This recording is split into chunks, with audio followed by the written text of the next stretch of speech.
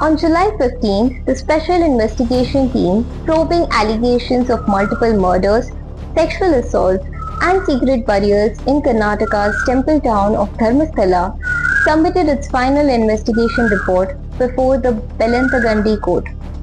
The report, running into 3,082 pages, was filed in 12 volumes by SIT Superintendent of Police C.A. Simon and his team.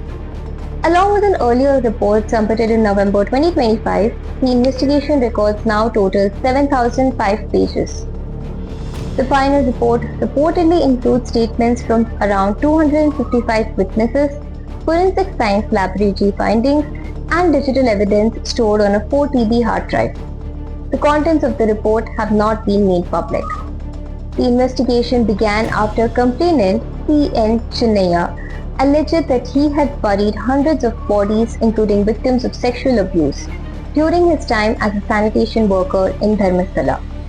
Based on his claims, the SIT carried out excavations at several locations along the Netravati River and recovered some skeletal remains.